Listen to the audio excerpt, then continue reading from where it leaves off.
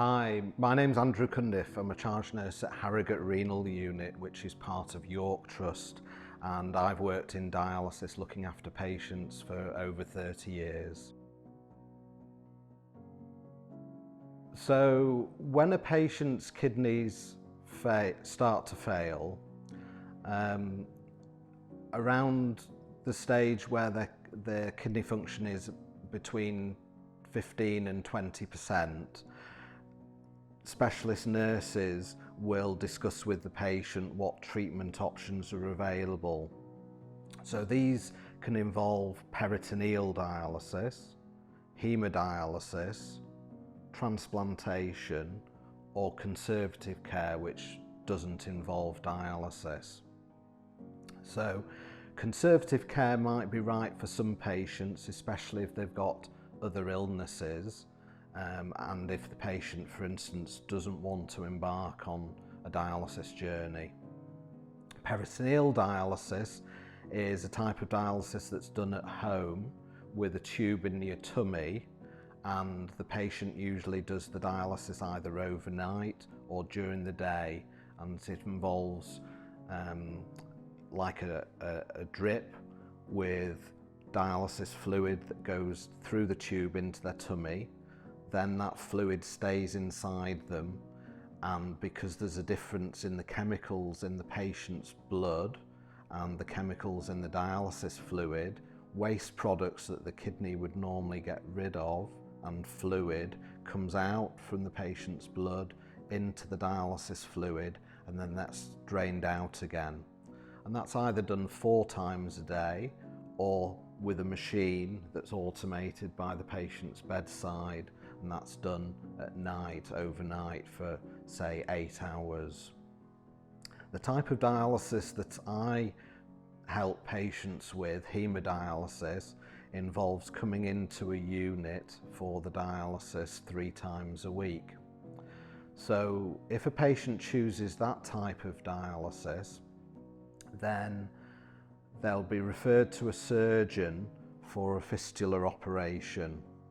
So they'll see a surgeon at York Hospital, and they will have an ultrasound test, and the ultrasound test will look at the veins in their arms, and depending on how big the veins and arteries are, they'll either have an operation at the wrist or elbow to make the fistula.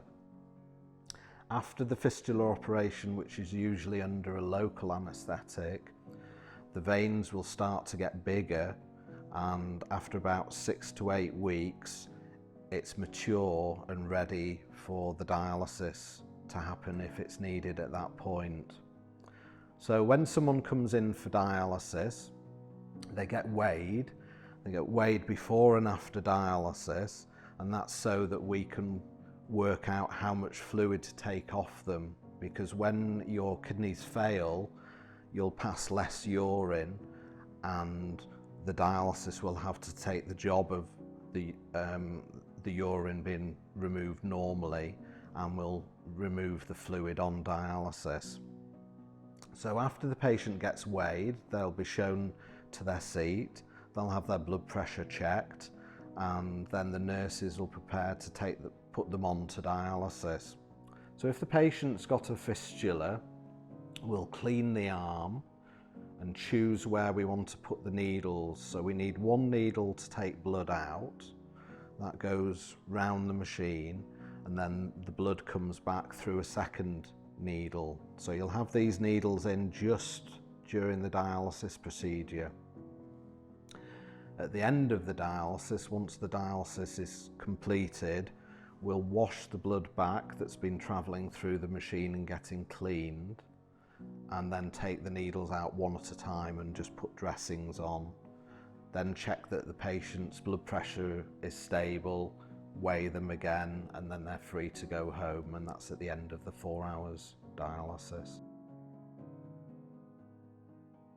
One of the questions that patients ask when they see another patient on dialysis and they haven't had dialysis themselves, one of the first questions they ask is it painful? And the answer is no, it shouldn't be painful. Obviously, for most patients, we have to put needles into the fistula for dialysis, but they have local anaesthetics, and if there is any pain, it's a short-lasting one, and they're on dialysis for the 4 hours, and there's certainly no pain in the procedure itself. For a lot of patients who are well on dialysis and want to carry on their normal lifestyle, it can be difficult fitting into a shift pattern of 3 times a week on a particular time and date. We've had patients who, for instance, are lorry drivers, and they've been, kind of like on an evening shift, they've been on an afternoon shift, they've been on a morning shift, and it's very difficult for them to stick to the same shift, for instance. And if you did need to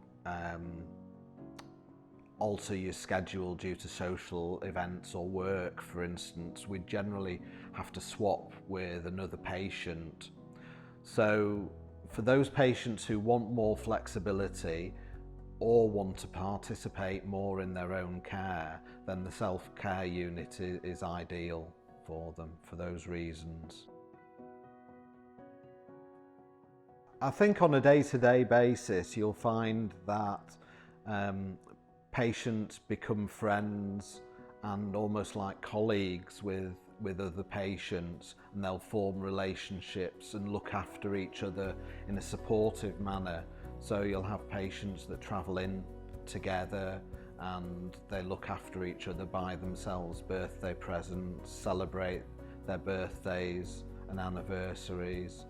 And I think in the wider aspect now, we're involving patients in peer support groups so that they're able to support themselves.